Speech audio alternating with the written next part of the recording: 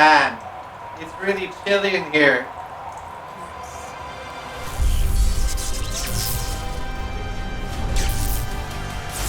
Hi, Zizaran here with another league starter for the upcoming 3.20 Sanctum Path of Exile League. And this is my starter. Today we're presenting DoT Trickster, which is an absolute powerhouse as a league starter. It is incredibly strong and it gears incredibly fast. This is something that you can get to tier 16s with and start killing like the early bosses like Elder, Shaper, and things like that pretty quickly. However, it is not without downside. Something that is nice is the auto casting from Vortex and things like that. However, it does have fairly low damage. This is not a build that's ever really going to get to like 5 to 10 million damage, even with investment. So, a lot of people will end up using this to get gear for really advanced builds. Whereas, you know, we have things like Seismic if you really want to destroy everything. It does feel really nice to play. However, it does lack the clear of an occultist. So, boss damage and clear is slightly lower than, for example, an occultist. And a great thing about me league starting this is, assuming I don't die, I'll be putting out advanced guides with updates and things like that, and you'll be able to come by, drop by in the stream and ask questions or see what I'm doing. And another thing, I already have everything explained for this. So if you're a very new player and you want a 5, 6, 7 hour play along, you can keep that on while you're leveling and you can see exactly what I was doing in a slower format while I explain everything about Path of Exile. If you feel like these videos help you at least start, please consider subscribing. It helps out a lot, and thank you so much for the support. If you are very familiar with Orbis Storms and Stormblast Mine, that is absolutely fine and most likely what I'm going to do. But just to keep things simple for new players, you could do just Freezing Pulse and Frostbomb to get higher. And then at level 12, we start switching to actual Cold Dot. You use Wintertide Brand until you get Vortex. And an amazing thing about doing this, and if you look on my left mouse button, I have Vortex. This is normally where move is. But the nice thing about having something that is instant cast on your left click is that you can still use that key to move and you're auto casting your Vortex. And another thing to note for leveling, we are a spell skill, so this benefits a lot from over leveling.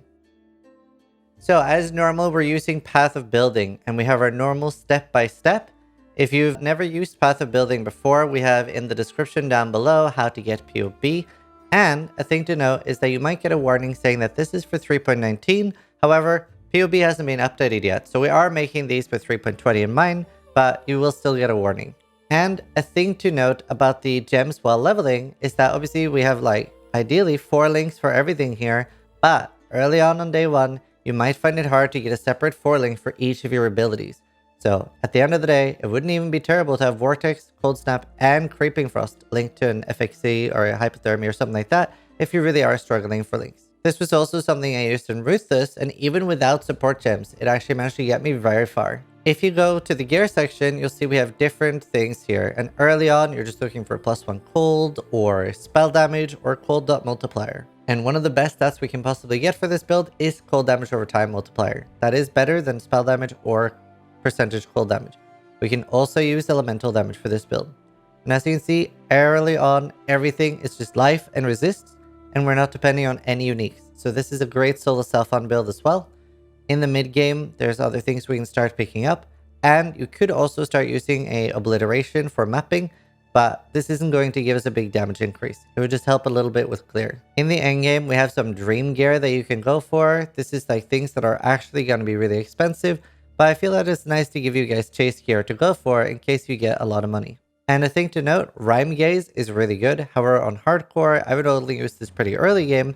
As endgame, I'd be looking to get a helmet with a lot of physical mitigation, because that's one of the things the build struggles with. If we look at our defenses, we are a trickster, and we're also using something called Ghost Dance. So let me quickly explain how that works. So Ghost Dance gives you 3 charges of Ghost Shroud. And when you hit, you lose a Ghost Shroud to recover energy shield equal to 3% of your evasion rating. And if you see here, we have 30,000 evasion rating. And that is not assuming that you have a Jade Flask ticked. If you have that, then you have 45,000. You can see that we're starting to recover some serious energy shield here. We're also getting a bunch of energy shield and evasion from our node. We're also getting a bunch of spell suppression for free. And while you're full energy shield, that's preventing even more. And our Merc Ascendancy is really good with Wicked Ward. This is energy shield recharge is not interrupted by damage if the recharge began recently, and Spellbreaker gives us a bunch of suppression for easy gearing, as well as starting the recharge 50% chance whenever you take spell damage. Another thing that's really nice for this build, we actually get stun immunity. So these 3 points here, plus the mastery, plus Arcane Sanctuary, actually gives us a 105% chance to avoid being stunned. This is going to be really, really big. We end up being a hybrid build with 5k life, 3k energy shield with decent gear. Now, this build suffers from fairly low damage. Even in endgame gear, we only have 2 million damage. This is not including how the curses are going to be in the next league, so we do have more damage than that. We're also using 2 curses, so we are going to have the new curse mastery stuff. Path of Building hasn't updated that entirely yet. Even though we have pretty low damage, we do have pretty good uptime. You're auto-casting Vortex, and you're also using Creeping Frost and Cold Snap, and all of these dots stack with each other. You can't just spam Creeping Frost and put down multiple dots, but at least all the separate ones stack. A big downside to this build is that we do not have Determination. So that means that we're going to need to get physical mitigation from things like endurance charges, percentage physical damage taken as fire, cold, or lightning. Another thing early for if you don't have a good way of getting endurance charges, Swift Killer increases the charge duration by 200%, so the endurance charges already last a long time if you just want to use Enduring Cry. Make sure you check the notes as well, there's loads of information here, and hopefully that helps you out, and I will be playing this at League Start, so you can come ask questions there. Thank you guys so much for watching our build guide. If you have any questions, drop by my channel. And if you like the video and it helps you for League Start, please consider subscribing. Thanks so much for the support. And more importantly, try to die less than I do.